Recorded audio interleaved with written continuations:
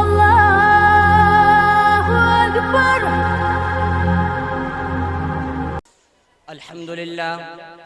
الحمد لله رب العالمين، والصلاة والسلام على سيد المرسلين وعلى آله وأصحابه أجمعين، أما بعد.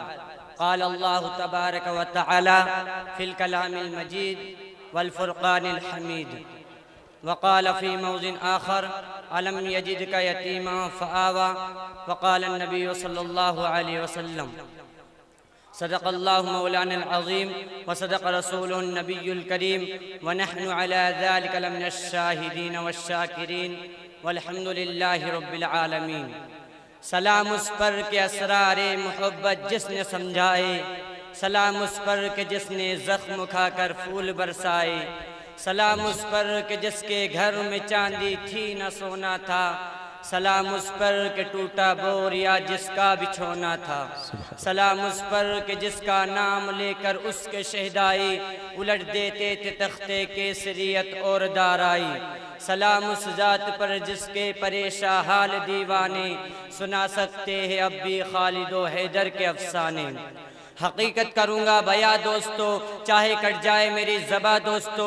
جس زمین پر نبوت کی توہین ہو، گر پڑے نہ کہیں آسماں دوستو. جو خلاف شریعت ہمیں حکم دے، بدل دیں گے وہ ہم حکمراں دوستو.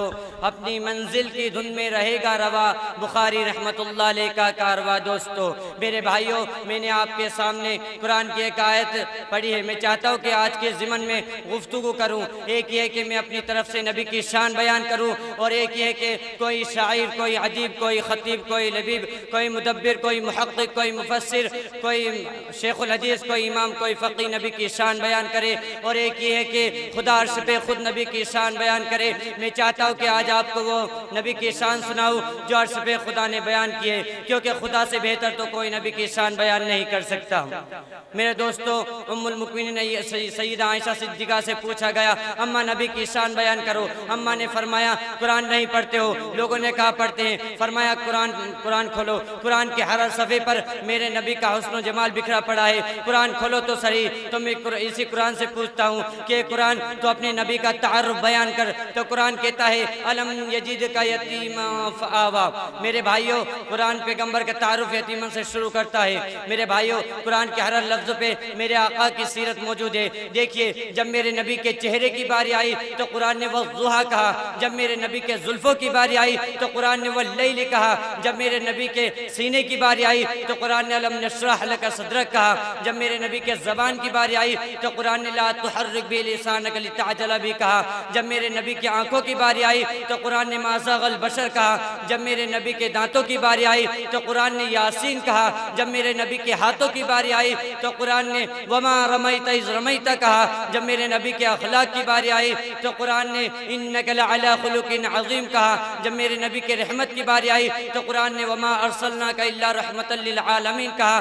جب میرے نبی کے زمانے کی باری آئی تو قرآن نے والعصر کہا. جب میرے نبی کے شعر کی باری آئی تو قرآن نے لا اقسم بہذا البلد کہا.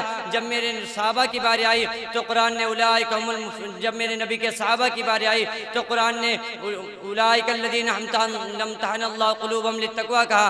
جب میرے نبی کے جانشینوں کی باری آئی تو قرآن نے اولئک هم المؤمنون کہا. لیکن جب میرے نبی کی باری آئی تو قرآن نے ورفعنا لک ذکرک کہا.